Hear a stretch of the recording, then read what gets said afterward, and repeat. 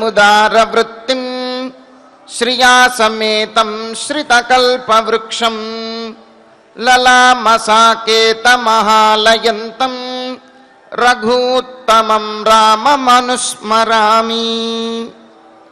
ఉదారమైనటువంటి స్వభావము గలవాడు, సుందర సాకేత నివాసి, కల్పవృక్షము యొక్క నీడలో సీతా సమేతునుగా విరాజిల్లుతూ భక్తులను అనుగ్రహిస్తున్నటువంటి శ్రీరామచంద్రునికి నమస్కరిస్తూ తదభిన్న స్వరూపుడైనటువంటి ఆ శ్రీనివాసుని యొక్క దయా విశేషం చేత సమస్త మానవాళికి ధర్మ తత్పరతను సకల కార్యసిద్ధిని చేకూర్చాలన్నటువంటి సంకల్పంతో తిరుమల తిరుపతి దేవస్థానం వారు నిర్వహిస్తున్నటువంటి శ్రీమద్ రామాయణం అయోధ్యాకాండ ప్రవచన పారాయణ కార్యక్రమంలో నేటికి మనం 455వ రోజులకు ప్రవేశించాం. ఈ కార్యక్రమంలో ముందుగా అన్నమాచార్యుల వారి సంకీర్తన అయినటువంటి సచరాచరమిదే సర్వేశ్వరుడే అనేటువంటి సంకీర్తనను శ్రీమాన్ గురజాడ మధుసూదన్ రావు గారు, అన్నమాచార్య ప్రాజెక్ట్ కళాకారులు వారి బృందం యొక్క సహకారంతో ఆలపిస్తారు. శ్రవణం చేద్దాం. ఓం నమో వెంకటేశాయ.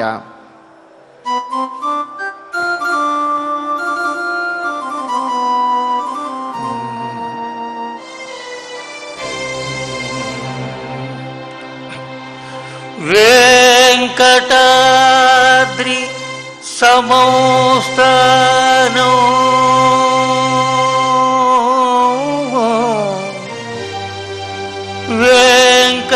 వెంకటాద్రి సమౌస్థానో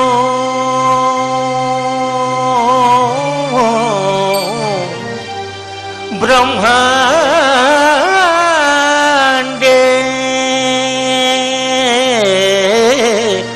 నాస్తి కించన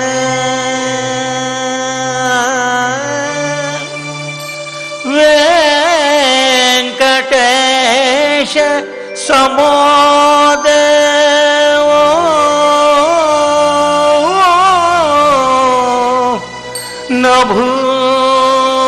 నభూతో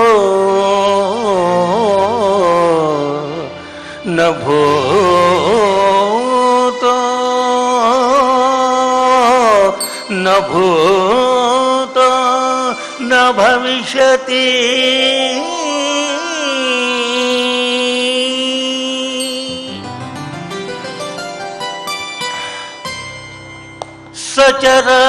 సచరాచరమిదే సర్వేశ్వరుడే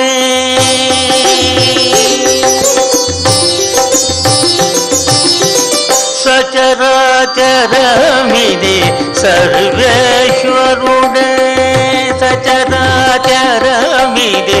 సర్వేశ్వరుడే సచరాచరమిదే సర్వేశ్వరుడే పచర్యతని భావింపు మనసా సచరాచరమిదే సర్వేశ్వరుడే పచర్యతని భావింపు మనసా సచరాచరమిదే సచరాచరమిదే సచరాచరమిదే సర్వేశ్వరుడే.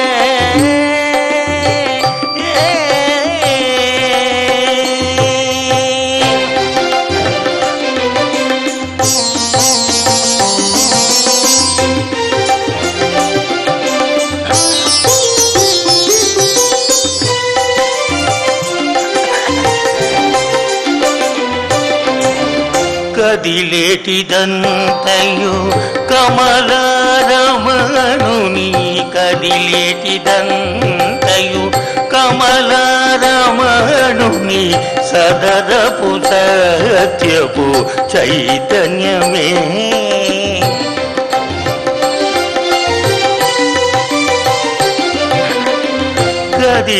కదిలేటిదంతయు కమలారమణుని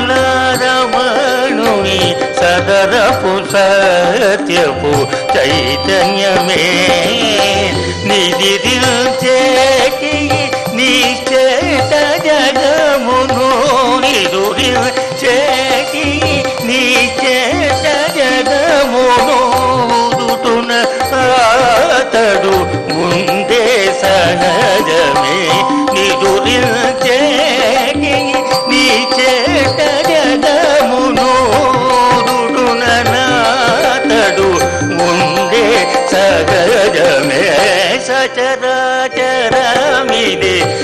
సర్వేశ్వరుడే పచరితే ఇతని భావింపు మనసా సచర చరమిదే సచరాచరమిదే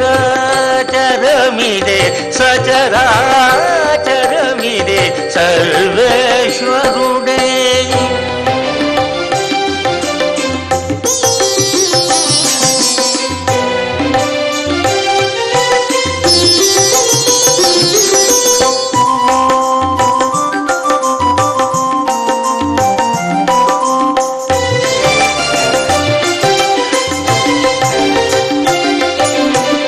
కలిగి ఉండినదే కలదింతయో హరి కలిగి ఉండినదే కలదింతయో హరి నలుగడ పరిపూర్ణపు గుణమే.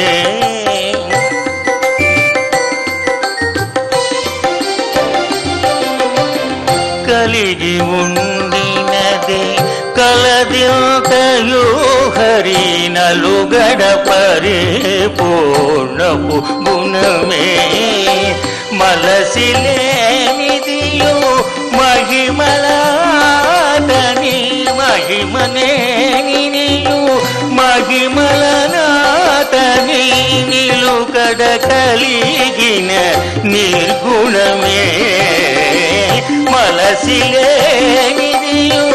మహిమలాతని నిలుకడ కలిగిన నిర్గుణమే. సచరాచరమిదే సర్వేశ్వరుడే పచరించి ఇతని భావింపు మనసా సచరాచరమిదే సచరాచరమిదే సచరాచరమిదే సర్వేశ్వరుడే.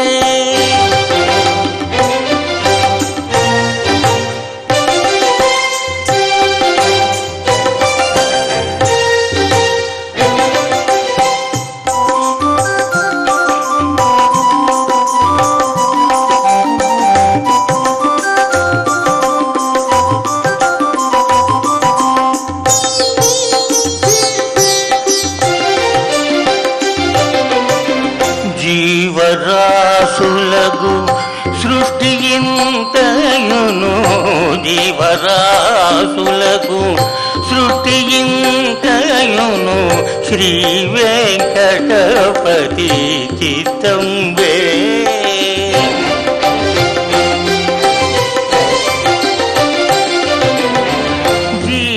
జీవరాశులకు సృష్టి ఇంతయును శ్రీ వెంకటపతి చిత్తంబే.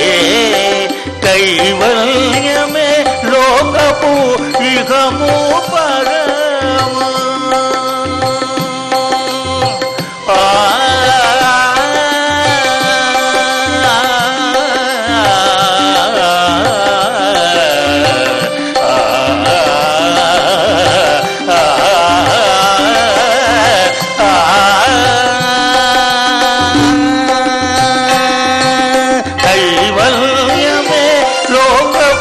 ఇహము పదము భావించనేటిన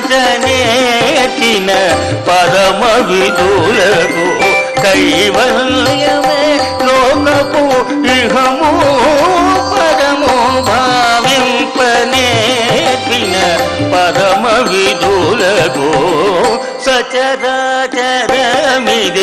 సర్వేశ్వరుడే పచరించి ఇతని భావింపు మనదా సచరాచరమిదే సర్వేశ్వరుడే సచరాచరమిదే సర్వేశ్వరుడే పచరించి ఇతని భావింపు మనదా సచరాచరమిదే సర్వేశ్వరుడే.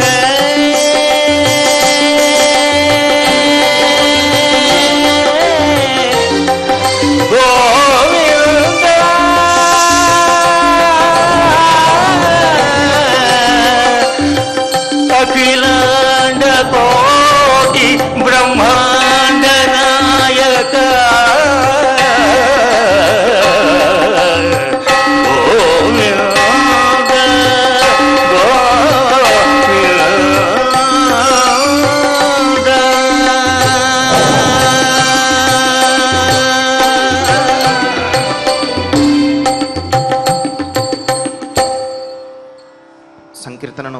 ఎంతో చక్కగా శ్రవణం చేశాం.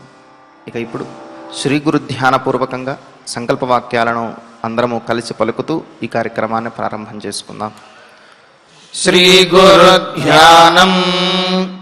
గురుర్బ్రహ్మా గురుర్విష్ణు గురుర్దేవో మహేశ్వరః గురుః సాక్షాత్ పరం బ్రహ్మ తస్మై శ్రీ గురవే నమః.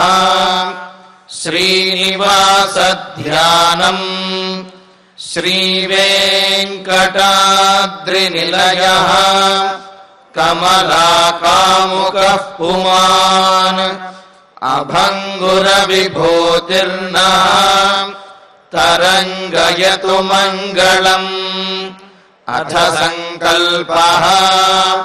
శ్రీమదాదివరాహక్షేత్రే విరాజమానస్య శ్రీ పద్మావతీ జానేః అఖిలాండకోటి బ్రహ్మాండ నాయకస్య శ్రీరామచంద్ర రూపాంతరస్య భగవతః శ్రీ వెంకటేశ్వర స్వామినః సన్నిధౌ హనుమత్ సీతా లక్ష్మణ భరత శత్రుఘ్న పరివార సమేత శ్రీరామచంద్ర పరబ్రహ్మణః పరిపూర్ణానుగ్రహేణ అస్మిన్ భువనే సమస్తాధివ్యాధీనాం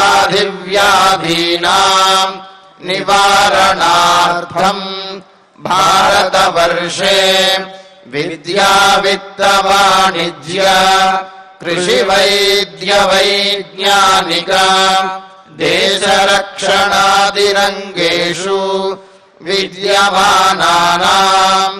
ఆస్తిక మహాజనానాం సర్వేషాం సకుటుంబానాం ఆయురారోగ్యైశ్వర్య సద్బుద్ధి ఇత్యాది సర్వశుభఫలప్రాప్త్యర్థం ధర్మాచరణ ద్వారా శ్రీరామరాజ్యస్య పునర్వ్యవస్థాపనార్థం ఉద్యోగార్థినాం సముచితోద్యోగ ప్రాప్త్యర్థం దంపతీనాం అనుకూల దాంపత్య సిద్ధ్యర్థం సంతానస్య పితృవాక్య పరిపాలనానుకూల బుద్ధి ప్రచోదనార్థం సకల కార్య సిద్ధ్యర్థం గో సంరక్షణార్థం చ శ్రీమద్వాల్మీకి రామాయణే అయోధ్యాకాండే యథాశక్తి శ్లోక వ్యాఖ్యాన పురస్సరం చతుషష్టితమ సర్గ శ్లోక పారాయణం తథా శ్రీ ధన్వంతరి మంత్ర పారాయణం చ అన్యోన్య సాహాయ్యేన ఆచార్య ముఖేన కరిష్యామహే. శ్రీ వాల్మీకి ప్రార్థనా. కూజంతం రామ రామేతి మధురం మధురాక్షరం ఆరుహ్య కవితాశాఖాం వందే వాల్మీకి కోకిలం. శ్రీ ఆంజనేయ ప్రార్థనా. మనోజవం మారుతతుల్యవేగం జితేంద్రియం బుద్ధిమతాం వరిష్టం వాతాత్మజం వానరయూథముఖ్యం శ్రీరామదూతం శిరసా నమామి. శ్రీరామాయణ ప్రార్థనా. వాల్మీకి గిరి సంభూత రామసాగరగామిని పునాతి భువనం పుణ్యా రామాయణ మహానదీ శ్రీరామ ప్రార్థనా అయోధ్యాఖ్యేతు గుర్వర్ధే త్యక్త్వా రాజ్యం గిరౌ వసన్ పాదుకే భరతాయాదాత్ స రామః శరణం మమ. శ్రీరామచంద్ర పరబ్రహ్మణే నమః. అథ శ్రీమద్ రామాయణే ఆదికావ్యే అయోధ్యాకాండే చతుషష్టితమః సర్గః. శ్రీమన్నారాయణ చరణౌ శరణం ప్రపద్యే. శ్రీమతే నారాయణాయ నమః. శ్రీరామాయ నమః. అజ్ఞానాత్తు హతో యస్మాత్ క్షత్రియేణ త్వయా మునిః తస్మాత్ త్వాం నావిశత్యాసు బ్రహ్మహత్యా నరాధిపా. దశరథ మహారాజు మరి ఆ కౌమారావస్థలో వేటకు వెళ్ళి ఆయన ప్రయోగించినటువంటి బాణం శబ్దవేధి విద్య ద్వారా ఆ బాణం ద్వారా మునికుమారుడు హతుడయ్యాడు. మరి వారి తల్లిదండ్రులు పరిపరి విధాలుగా శోకించారు. దశరథుడు వారిని ఆ మునికుమారుడి యొక్క దేహం దగ్గరికి తీసుకువెళ్ళాడు. అక్కడికి వెళ్ళిన తర్వాత ఆ మునికుమారుడి యొక్క గుణగణముల గురించి వాటి గురించి వారు తలచుకుంటూ విలపిస్తూ మరి వారు తట్టుకోలేనటువంటి దుఃఖాన్ని పొందారు. పొందిన తర్వాత ఆ మునికుమారుడు ఇంకా తిరిగి రాడు అనే విషయం తెలిసి ఆ తండ్రి, నాయనా నీకు ఉత్తమమైనటువంటి సద్గతులు కలగాలి అని అనేక విధాలుగా చెప్పిన తర్వాత అతనికి తిలోదకములను ఇచ్చారు. ఆ ఉదకమును తర్పణములను ఇచ్చారు. తర్పణములు ఇచ్చిన వెంటనే ఆ మునికుమారుడు దివ్యమైనటువంటి దేహాన్ని ధరించినటువంటి వాడై ఆ మునికుమారుణ్ణి తీసుకువెళ్ళడానికి ఇంద్రుడు వచ్చాడు. ఇంద్రుడితో కలిసి స్వర్గానికి వెళ్ళాడు. అంటే తల్లిదండ్రులను సేవించడం ద్వారా భగవద్ అనుగ్రహం అనేది తనంతట తానే వచ్చి చేరుతుంది, భగవంతుడు కూడా దిగి వస్తాడు అని చెప్పడానికి ఇదే తార్కాణం అన్నమాట. మరి ఆ శ్రవణ కుమారుడు ఈ విధంగా వృద్ధులైనటువంటి వారిని సేవించడం ద్వారా అతడు మరణించిన తర్వాత అతన్ని తీసుకువెళ్ళడానికి ఇంద్రుడే వచ్చి తీసుకుని వెళ్ళాడు. ఆ విధంగా అతడు ముక్తిని పొందగా మరి ఈ తల్లిదండ్రులు విలపిస్తూ దశరథుణ్ణి చూచి, దశరథ, ఏ విధంగా అయితే మా బిడ్డను నీవు వధించావో అదేవిధంగా మమ్మల్ని కూడా వధించేయవయ్యా, మా బిడ్డ లేకుండా మేము ఉండలేము. పైగా అతడు ఆ మునికుమారుడు వెళుతూ మీకు కూడా ఉత్తమమైనటువంటి సద్గతులు కలుగుతాయి, మీరు నన్ను త్వరలో చేరుకుంటారు అని చెప్పి వెళ్ళాడు కదా. దానితోటి తమ కుమారుణ్ణి చేరుకోవాలి అనే త్వరలో ఉన్నారు వీరు కూడా. అతని యొక్క వియోగాన్ని సహించలేనటువంటి స్థితిలో మమ్ములను కూడా ఈ విధంగానే నువ్వు వధించేయవయ్యా అని చెప్పి అని అంటూ చితి పేర్చమని అడిగారు ఆ మునికుమారుని యొక్క తల్లిదండ్రులు. పేర్చమని పైగా మరొక మాట కూడా అన్నారు, నువ్వు తెలియక చేశావు కావున నీకు శిక్ష చాలా తక్కువగా ఉంటుంది. ఏ విధంగా అయితే మేము పుత్రుడికి దూరమై విలపిస్తున్నామో అదేవిధంగా నీవు కూడా నీ కుమారుడికి దూరమై విలపించి అంత్యకాలంలో నువ్వు ఇటువంటి స్థితిని ఎదుర్కొంటావు అని చెప్పి అని. మరి బ్రహ్మహత్యా దోషం ఏమైనా చుట్టుకుంటుందేమో అనుకుంటావేమో, నీవు తెలియక ఈ పాపం చేశావు కావున నీకు బ్రహ్మహత్యా దోషం అనేది రాదు అని చెప్పి అంటూ, క్షత్రియేణ త్వయా, అందరినీ సంరక్షించేటటువంటి వాడివైన, ఈ రాజ్యమును పరిపాలించేటటువంటి వాడివైన క్షత్రియుడివు నువ్వు, సహజంగా రక్షించేటటువంటి స్వభావం కలిగినటువంటి నీవు తెలియక ఈ కుమారుణ్ణి వధించావు కావున బ్రహ్మహత్యా దోషం అనేది రాదు అని చెప్పి ఆ మునికుమారుడు తండ్రి చెప్పాడు.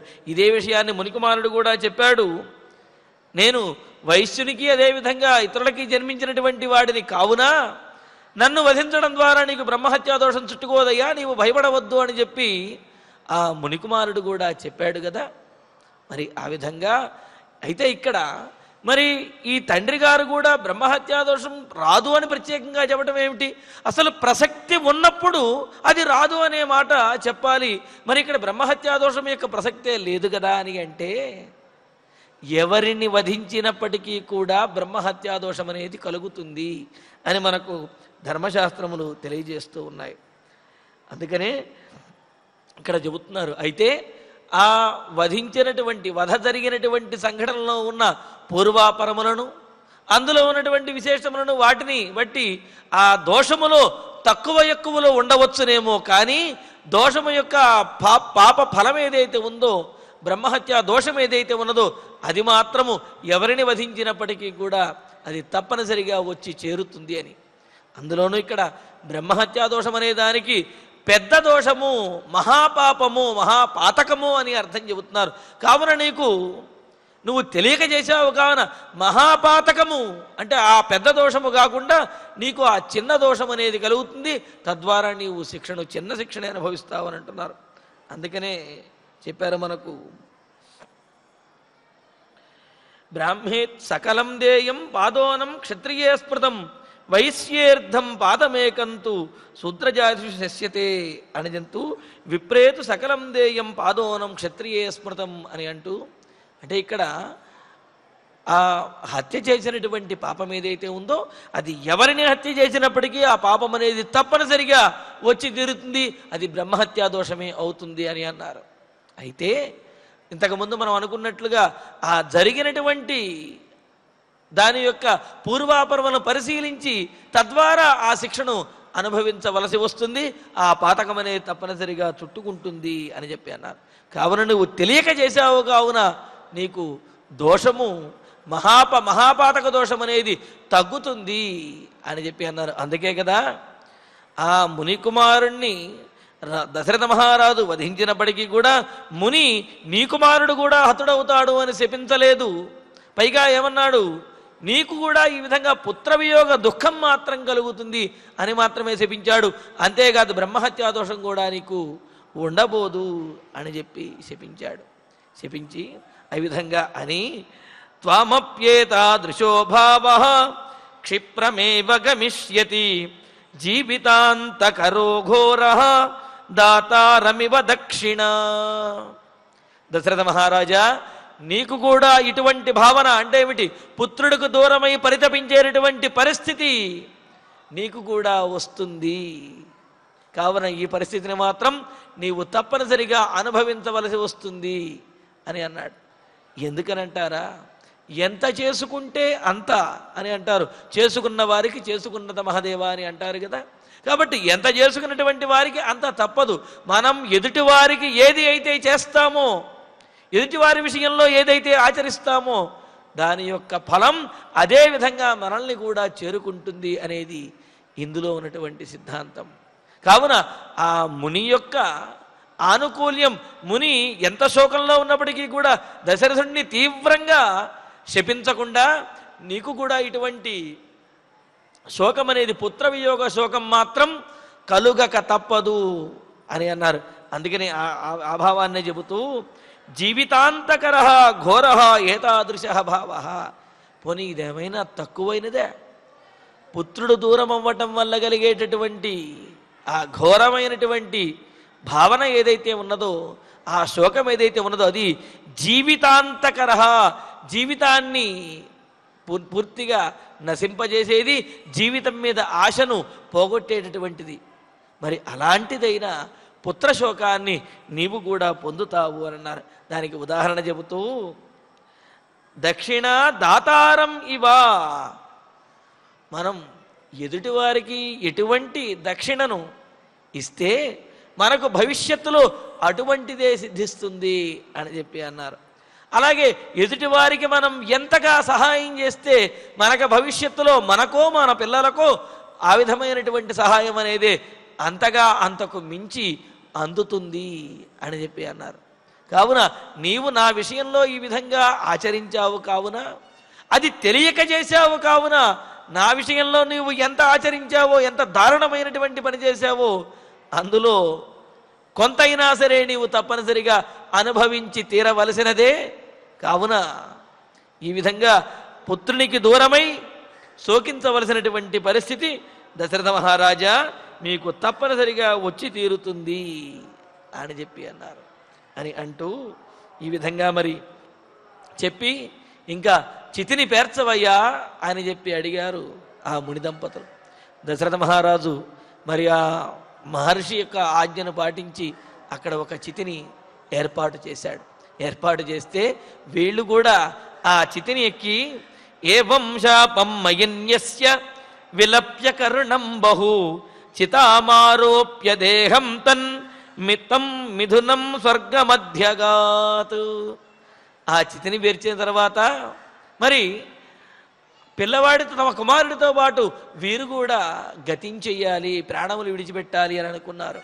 మరి ఈ మునికుమారుని యొక్క తల్లిదండ్రులు ఆ వృద్ధులు కూడా చితామ ఆరోప్య తమ దేహమును ఆ చితి మీదకి పేర్చుకుని అంటే ఏమిటి, తాము కూడా ఆ చితిని ఎక్కి ఏవం శాపం మయన్యస్య ఆ మునికుమారుడి యొక్క తండ్రి ఈ విధంగా దశరథ మహారాజు చెబుతున్నాడు.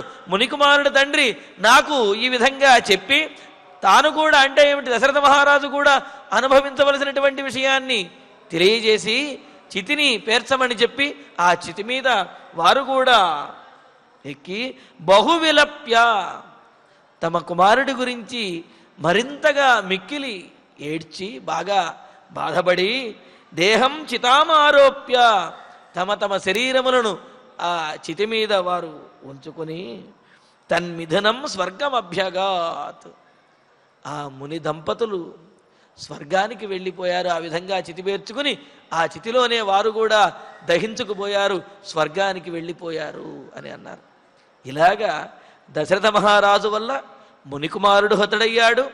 ఆ మునికుమారుడు హతుడవ్వడం ద్వారా వారి తల్లిదండ్రులు తట్టుకోలేనటువంటి స్థితిలో వారు కూడా వారంతట వారే స్వయంగా ప్రాణత్యాగం చేసి ఆ చితి మీద ఉండి వారు కూడా స్వర్గస్థులైపోయారు. అదే చెబుతున్నాడు, చితాం ఆరోప్య దేహం తన్మిథునం స్వర్గమధ్యగాత్ నా స్వర్గానికి వెళ్ళిపోయారు అని తాను కౌమారావస్థలో చేసినటువంటి ఈ కృత్యం గురించి, పాపకృత్యం గురించి దశరథ మహారాజు కౌసల్యాదేవికి తెలియజేశాడు. అదిగో ఆ చేసినటువంటి పాపమే ఈనాడు నేను నా కుమారుడికి, నా రాముడికి దూరం అవ్వడానికి కారణమైనది.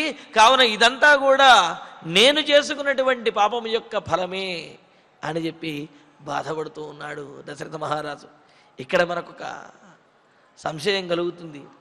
ముని దంపతులు వారంతట వారుగా ఆ చితిని ఎక్కి వారంతట వారుగా ఆ ప్రాణములను కోల్పోయారు. మరి ఇది ఆత్మహత్య అవుతుంది కదా, మరి ఆత్మహత్యా దోషం ఆ మునికి చుట్టుకోదా? అయినా అలా చేయటం అనేది పొరపాటు కాదా అని చెప్పి అనిపిస్తుంది. అంటే కుమారుడి మీద ఎంత ప్రేమ ఉన్నప్పటికీ కూడా మరి చితి పేర్చుకుని అలా బ్రతికి ఉండగానే బ్రతికి ఉన్నప్పుడు వాళ్ళు ఆ చితి మీద ఎక్కి ప్రాణత్యాగం చేసి అలాగా దహించుకుపోవటం, వెళ్ళిపోవటం అనేది ఆత్మహత్యా దోషానికి దారితీస్తుంది కదా అని మనకు అనిపించవచ్చు. అయితే దీనికి కూడా మనకు ధర్మశాస్త్రంలో తెలియజేశారు. అనుష్ఠాన అసమర్థస్య వానప్రస్థస్య జీర్యతః భృగ్వగ్ని జలసంపాతై మరణం ప్రవిధీయతే అని చెప్పి జీవితంలో తాము నిర్వర్తించవలసినటువంటి కర్తవ్యములన్నీ కూడా నిర్వర్తించేసి ఇంకా ఐహికమైనటువంటి భోగముల మీద ఆశ అంతటినీ కూడా పూర్తిగా విడిచిపెట్టి వనానికి వెళ్ళి భగవంతుని యొక్క భగవంతుని యందే మనస్సు లగ్నము చేసి ఎప్పుడు మోక్షం వస్తుందా అని ఎదురు చూస్తూ ఉండేటటువంటి వారెవరైతే ఉంటారో వానప్రస్థులు, పైగా వారు కూడా ఏమన్నారు, అనుష్ఠాన అసమర్థస్య ఇంకా అనుష్ఠానం చెయ్యలేనటువంటి స్థితికి అనుష్ఠానం చేస్తూ భగవద్ అనుగ్రహం కోసము మోక్షము కోసము తమ ప్రాణములు విడవటం కోసము ఎదురు చూస్తూ ఆ వనంలో కాలం గడిపేటటువంటి వారు ఇంకా తాము అనుష్ఠానం చేయడానికి తమలో శక్తి లేదు అని అనిపించినప్పుడు, ఈ జీవితం మీద పూర్తిగా ఆశ లేనప్పుడు, భగవంతుణ్ణి చేరుకోవాలి అనే కోరికతో ఉన్నప్పుడు, అంటే చూడండి ఇక్కడ ఆత్మహత్య అంటే ఒంట్లో శక్తి ఉండి తాము అన్నీ చెయ్యగలిగి తమ కర్తవ్యములు పూర్తి చేయకుండా ప్రాణములు కనుక తీసుకున్నట్టయితే అది ఆత్మహత్యా దోషము, అది మహాపాపమే అవుతుంది. కానీ తమ కర్తవ్యములన్నీ కూడా పూర్తి చేసి ఐహికమైనటువంటి విషయములను పూర్తిగా విడిచిపెట్టి మరి వానప్రస్థానికి వెళ్ళిపోయి భగవంతుని యందే మనస్సు లగ్నం చేసి ఆ మోక్షం కోసం ఎదురు చూస్తూ అనుష్ఠానములను చేస్తూ ఇక చివరికి ఆ అనుష్ఠానం కూడా చేసేటటువంటి శక్తి లేనటువంటి వారు ఎవరైతే ఉన్నారో వారు తమంతట తాముగా స్వచ్ఛందముగా ప్రాణములను విడవవచ్చు అనే విషయాన్ని మనకు ధర్మశాస్త్రం తెలియజేస్తున్నది. అందుకనే ఇక్కడ వీళ్ళు తమ జీవితంలో చేయవలసినటువంటి తపస్సులు కర్తవ్యములు అన్నింటినీ కూడా నిర్వర్తించినటువంటి వారు. అలాగే తమ కుమారుడు లేకుండా తమ అనుష్ఠానమును కూడా తమ పని తాము చేసుకోలేనటువంటి స్థితిలో ఉన్నటువంటి వారు. ఐహికమైనటువంటి జీవితం మీద ఏమాత్రము కూడా ఆశ లేనటువంటి వారు, మోక్షము యందే బుద్ధి కలిగినటువంటి వారు, శరీరం పూర్తిగా జీర్ణించుకుపోయినటువంటి వారు. కావున ఇటువంటి పరిస్థితుల్లో వారు మోక్షము కొరకొని తమ ప్రాణములను తాము విడిచిపెట్టడంలో ఆత్మహత్యా దోషం అనేది లేనే లేదు అని చెప్పి చెబుతూ ఉన్నారు. కావున భృగ్వగ్ని జలసంపాతై అని అంటూ, అది కూడా జలపాతం అంటే జలము యందు సమాధి కానీ లేదా అగ్ని యందు ఈ విధంగా దహించబడడం కానీ ఇవన్నీ కూడా వారు స్వచ్ఛందంగా వారు కోరుకుంటున్నటువంటిది. అదేవిధంగా వారి యొక్క అనుష్ఠానమును కూడా వారు ఆచరించలేనటువంటి స్థితిలో ఆచరించవలసినవన్నీ కూడా ఆచరించిన తర్వాత ఈ విధంగా కోరుకున్నారు. కావున ఇక్కడ ఆత్మహత్యా దోషం అనేది లేదు అని మనకు ధర్మశాస్త్రాలు తెలియజేస్తున్నాయి. మరి అలాగా ఆ ముని దంపతులు చితిని పేర్చమని దశరథ మహారాజుతో చెప్పి ఆ చితి మీదే వారు ప్రాణములు విడిచి వారు కూడా స్వర్గానికి వెళ్ళిపోయినటువంటి విషయాన్ని దశరథ మహారాజు కౌసల్యాదేవితోటి తెలియజేసి, తదే తచ్చింతయానేన స్మృతం పాపం మయా స్వయం తదా బాల్యాత్ కృతం దేవి శబ్దవేద్యనుకర్షణ. మరి ఈ విధంగా దేవి కౌసల్యాదేవి తదా అప్పుడు ఆ సందర్భంలో నేను ఆ కౌమారావస్థలో ఉండి ఆ వేటకు వెళ్ళినటువంటి సందర్భంలో శబ్దవేద్యనుకర్షణ, శబ్దవేధి అనే విద్య ద్వారా ఆ బాణమును అంటే శబ్దను భేదించేటటువంటి లక్ష్యమును చూడకుండానే శబ్దాన్ని బట్టి ఛేదించేటటువంటి బాణాన్ని వదలటం ద్వారా చింతయానేనా ఆ విధంగా నేను వదిలినటువంటి ఆ బాణము గురించి, ఆ బాణము ద్వారా జరిగినటువంటి అనర్థం గురించి చింతయానేనా మయా ఇలా ఆలోచిస్తున్నటువంటి నా చేత బాల్యాత్ స్వయంకృతం తతు మూర్ఘత్వంతో తెలియనితనంతో తొందరపాటుతోటి నేను చేసినటువంటి అంటే బాల్య శబ్దానికి ఇక్కడ అజ్ఞానము అని అర్థం చెబుతున్నారు. కావున అజ్ఞానంతో నేను వదిలినటువంటి ఆ బాణం ఏదైతే ఉన్నదో, ఆ బాణం వదలడం ద్వారా కలిగినటువంటి అనర్థం ఏదైతే ఉన్నదో, ఆ అనర్థం వల్ల వచ్చినటువంటి పాపం తత్ ఏతతు పాపం, ఆ పాపమే స్మృతం ఇప్పుడు నాకు జ్ఞప్తికి వస్తూ ఉన్నది. కావున ఇదంతా కూడా నేను చేతులారా స్వయంకృతంగా చేసుకున్నటువంటి పాపము యొక్క ఫలమే. అందుకనే నేను ఈ విధంగా నా కుమారుడైనటువంటి రామచంద్రమూర్తికి దూరమై ఈ విధంగా విలపిస్తూ ఉన్నాను. ఆ ముని యొక్క వచనము అసత్యము కాదు, ఆ ముని యొక్క వచనానుసారము నేను చేసినటువంటి పాప ఫలాన్ని ఈ విధంగా అనుభవిస్తున్నాను అని అంటూ, తస్యాయం కర్మణో దేవి విపాక సముపస్థిత అపధ్యై సహ సంభుక్తే వ్యాధిరన్నరసే యథా. ఎంతటి చక్కటి ఉదాహరణలు మనకు తెలియజేస్తారు వాల్మీకి మహర్షి. ఇది మనకు బోధిస్తున్నటువంటి విశేషం.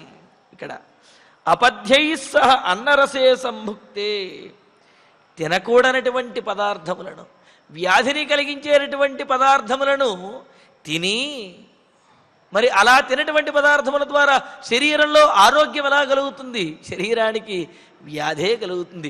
వ్యాధిని పుట్టించేటటువంటి ఆహారాన్ని తీసుకుంటే శరీరంలో ఏ విధంగా అయితే వ్యాధే పుడుతుందో, శరీరాన్ని ఏ విధంగా అయితే అది జీర్ణింపజేస్తుందో, అదేవిధంగా ఉల్బయంతస్య కర్మణ అయం విపాక సముపస్థిత, నేను ఇంతకుముందు చేసినటువంటి ఆ పాపకర్మ యొక్క ఫలమే ఈ విధంగా పండి ఇలాగా నన్ను పీడిస్తూ ఉన్నది అని అంటున్నాడు. చూడండి, అపధ్యై సహా పథ్యము కానటువంటి వ్యాధిని పుట్టించేటటువంటి పదార్థములతోటి అన్నరసే సంభుంక్తే సతి, అన్నాన్ని భుజించినప్పుడు వ్యాధి యథా, వ్యాధి ఏ విధంగా అయితే తరువాత వచ్చి చేరుతుందో, అంటే ఆ పదార్థాలు తినేటప్పుడు తెలియదు దీని ద్వారా వ్యాధి అనేది కలుగుతుంది అని, కానీ ఆ పదార్థం తిన్న తర్వాత అది శరీరంలోకి వెళ్ళి అది పక్వమయ్యి శరీరం అంతా కూడా వ్యాధిని వ్యాపింపజేసి వ్యాధి రూపంలో బయటపడుతుంది కదా.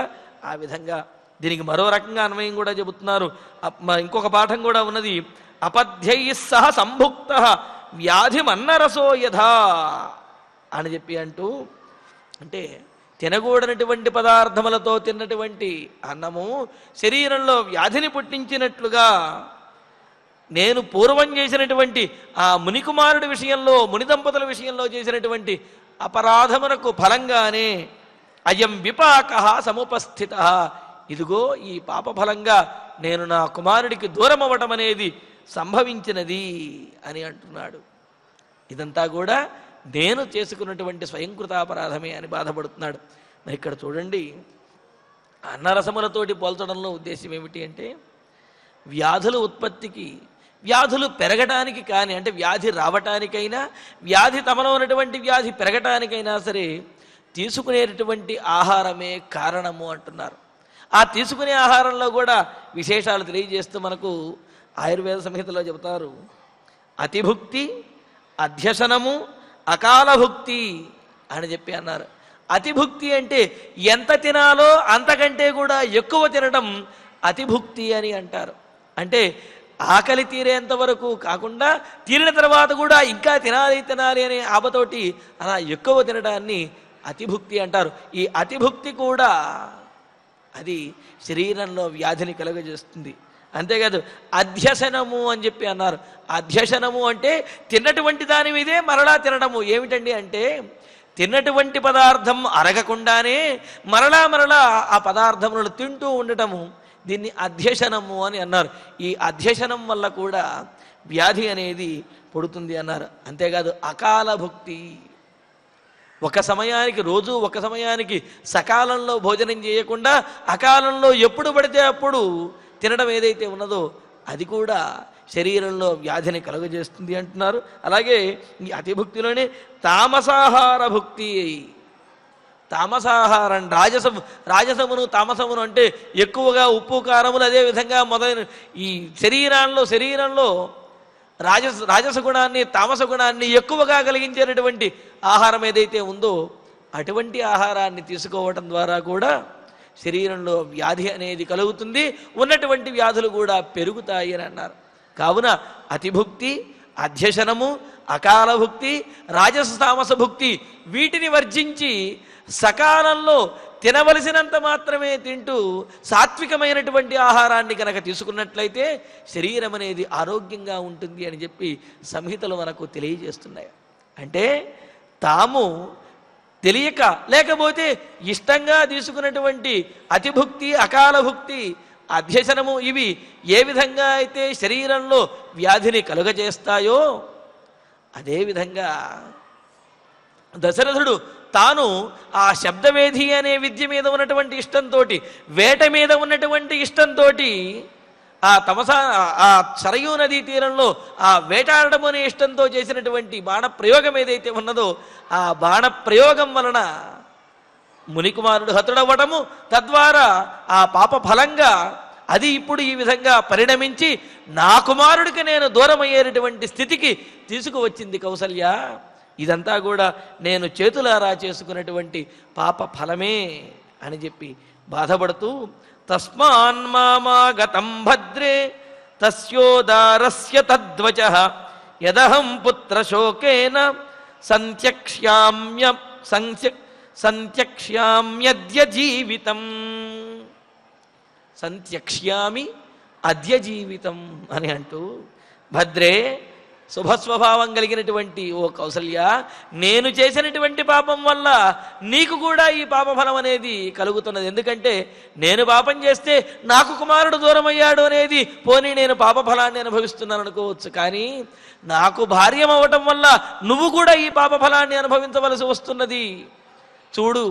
కానీ నువ్వు మాత్రం నీలో ఎటువంటి దోషము లేదు, భద్రే నువ్వు శుభస్వభావం కలిగినటువంటి దానివి.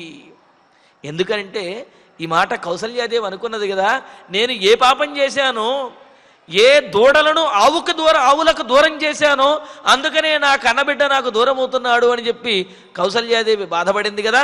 అందుకనే ఇక్కడ దశరథ మహారాజు చెబుతున్నాడు, కౌసల్య నీలో ఎటువంటి దోషము పాపము లేదు, ఈ జరిగినది మన బిడ్డ మనకు దూరం అవ్వడానికి కారణం నేను చేసినటువంటి పాపమే, ఇదంతా కూడా నా పాపము యొక్క ఫలముగానే అనుభవిస్తున్నాము, నాకు భార్య అవ్వటం వల్ల నీకు కూడా ఈ పాపం ఫలం తప్పలేదు, ఇలా అనుభవించవలసి వస్తున్నది అని అన్నారు.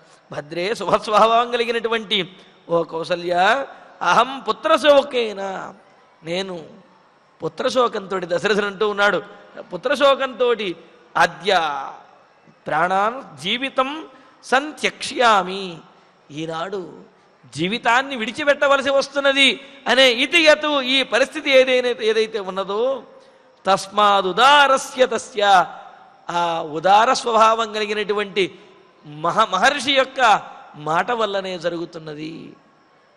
ఈనాడు పుత్రుడికి దూరమై ప్రాణములు విడిచేటటువంటి పరిస్థితి ఏదైతే వచ్చినదో అది ఉదార స్వభావం కలిగినటువంటి ఆ మహర్షి యొక్క మాటకు ఫలితంగా, వారికి నేను చేసినటువంటి పాప ఫలితంగానే ఇది నాకు వచ్చి చేరింది. వచః మాం ఆగతం, ఆ మాటే ఇప్పుడు ఫలిస్తూ ఉన్నది అన్నాడు. ఇక్కడ చూడండి, దశరథుణ్ణి ఆ ముని నీకు కూడా ఇటువంటి శోకం కలుగుతుంది అనే మాట అన్నాడు. ఆ మాట ఇప్పుడు గుర్తు వచ్చింది. గుర్తు వచ్చినప్పుడు ఆ మునిని దశరథ మహారాజు తిట్టుకోవాలి కదా, తిట్టకుండా ఏమంటున్నాడు, ఉదార స్వభావం కలిగినటువంటి ఆ మహర్షి యొక్క మాట ఇప్పుడు ఫలిస్తున్నది అని చెప్పి అన్నాడు. ఏమిటి ఉదార స్వభావం అంటే, ఆ మహర్షికి నేను చేసినటువంటి ద్రోహం అనేది ప్రాయశ్చిత్తం లేనటువంటి ద్రోహం.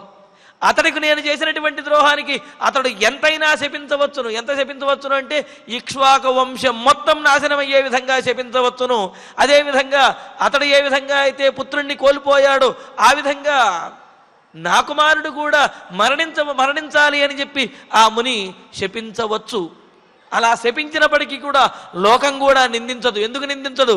అవునండి, దశరథుడు ఆ ముని కుమారుడిని వధించాడు కావున దశరథుడు కుమారుడు కూడా మరణించడం అనేది అది న్యాయమే అని చెప్పి లోకం కూడా భావిస్తుంది. కానీ ఆ ముని ఉదార స్వభావం కలిగినటువంటి వాడు. నాకు కలిగినటువంటి శోకం ఇతరులకి కలగకూడదు అనుకున్నాడు. నా కుమారుడు మరణించినట్లుగా ఇతరుడు కుమారుడు మరణించకూడదు అని ఆ ముని భావించాడు. అంతటి ఉదార స్వభావం కలిగినవాడు కావుననే కేవలం తాను అనుభవించినటువంటి పుత్ర వియోగ శోకం మాత్రమే కలుగుతుంది అన్నాడు తప్ప పుత్రుడికి ఏమైనా ఆపద కలుగుతుందని కానీ లేకపోతే ఆ వంశం నశించిపోతుందని కానీ ఆ ముని శపించలేదు. అందుకనే ఇప్పుడు ఇక్కడ దశరథ మహారాజు ఆ ముని మాటలు తన విషయంలో నిజమవుతున్నాయి, తాను బాధపడుతున్నాననే విషయం తెలిసి కూడా ముని ఉదార స్వభావం కలిగిన వాడే అనే విషయాన్ని ఒప్పుకుంటూ ఉదారస్య తస్య, ఉదార స్వభావం కలిగినటువంటి ఆ ముని యొక్క వచః మాం ఆగతం, ఆ మాట ఈనాడు వచ్చి చేరింది. ఆ మాట ఇప్పుడు నా విషయంలో నిజమవుతున్నది. అందుకే నా కుమారుడు దూరమైనటువంటి దుఃఖము నాలో ఎంత ఆపుకుందాము అన్నా సరే ఆ కుమారుడు దూరమైనటువంటి దుఃఖాన్ని నేను ఆపుకోలేకపోతున్నాను, దానిని నేను తట్టుకోలేకపోతున్నాను అన్నారు. నిజమే కదండి. మరి రాముడు దూరం అవ్వటం ద్వారా కలిగేటటువంటి బాధ కేవలం దశరథుడికి మాత్రమే కలుగుతుందా? ఏ కౌసల్యకు కలగదా? మరి సుమిత్రకు లక్ష్మణుడు దూరం అయ్యాడు, ఆ బాధ సుమిత్రకు కలగదా? మరి అందరికీ బాధ కలుగుతున్నప్పుడు దశరథుడిలోనే ఈ బాధ మరింతగా ఎక్కువ ఎందుకు కలుగుతున్నది అని అంటే దానికి కారణం ఆ ముని చెప్పినటువంటి మాట. ఆ ముని నీకు కూడా ఈ బాధ ఎక్కువగా కలుగుతుంది అన్నాడు కావున ఆ బాధ ఇప్పుడు ఎక్కువగా కలుగుతున్నది అనే విషయం దశరథుడు కూడా చెబుతూ ఈ మాట అంటున్నాడు అన్నమాట. మరి ఈ విధంగా దశరథుడు కౌసల్యాదేవితో చెప్పి తనకు కూడా గతించేటటువంటి సమయం ఆసన్నమైనది అని చెప్పి అన్నారు. మరి అప్పుడు కౌసల్యాదేవి ఏ విధంగా ఊరడించగలిగింది, అసలు ఊరడించగలిగిందా, మరి దశరథుని యొక్క పరిస్థితి ఏమిటనేది తరువాతి ప్రవచనంలో తెలుసుకుందాము. ఇక ఇప్పుడు ఆచార్యుల వారి ద్వారా శ్లోకాలను పారాయణ చేసుకుందాము. అజ్ఞానాత్తు అజ్ఞానాత్తు హతో యస్మాత్ క్షత్రియేణ త్వయా మునిః తస్మాత్ త్వాం నావిశత్యాశు బ్రహ్మహత్యాం నరాధిపా త్వామపి ఏతాదృశో భావః క్షిప్రమేవ గమిష్యతి జీవితాంతకరః ఘోరః దాతారమివ దక్షిణా ఏవం శాపం మయిన్యస్య విలప్య కరుణం బహు చితామారోప్య దేహం తత్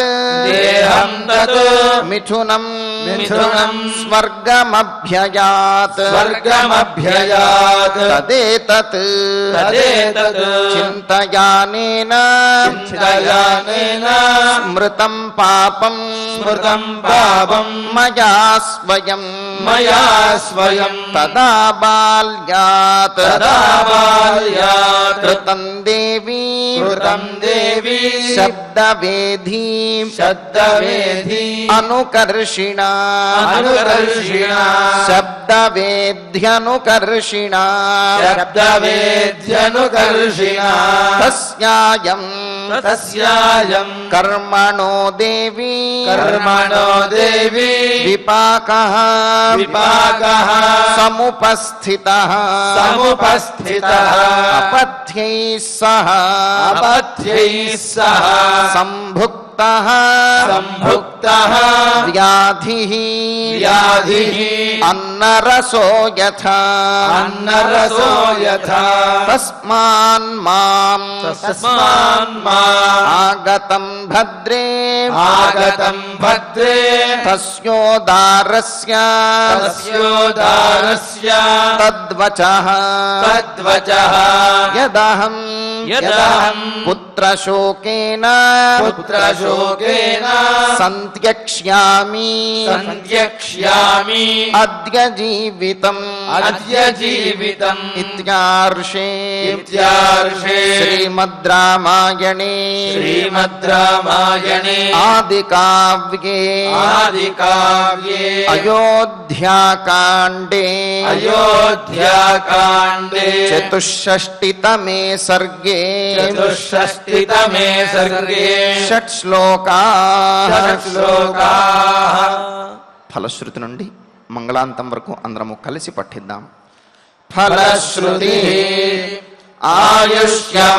ఆయుష్యమారోగ్యకరం యశస్యం సౌభ్రాతృకం బుద్ధికరం సుఖం చ శ్రోతవ్యమేతన్నియమేన సద్భిః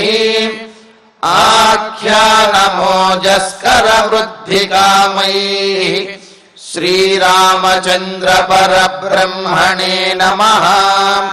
అథ ధన్వంతరి ధ్యానం అచ్యుతానంద గోవింద విష్ణో నారాయణామృత రోగాన్ మే నాశయాశేషాన్ ఆశు ధన్వంతరే హరే. ఆరోగ్యం దీర్ఘమాయుష్యం బలం తేజోధియం శ్రియం స్వభక్తేభ్యో ను గృహంతం వందే ధన్వంతరిం హరిం.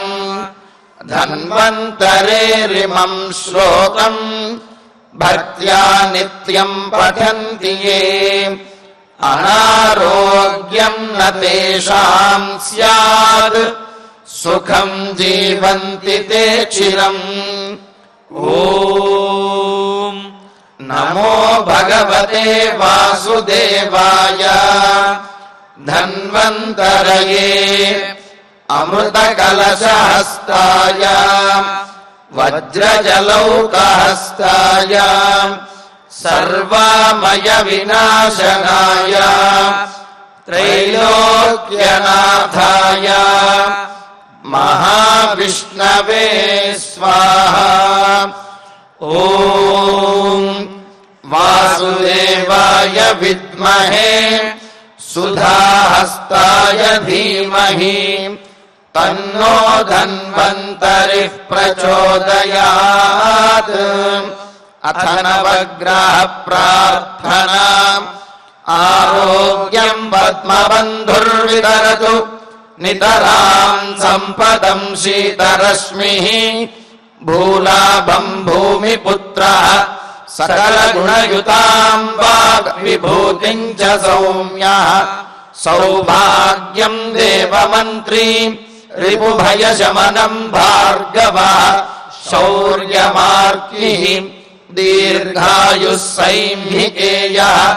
विपुलतरयशः केतुः आचन्द्रतारम्।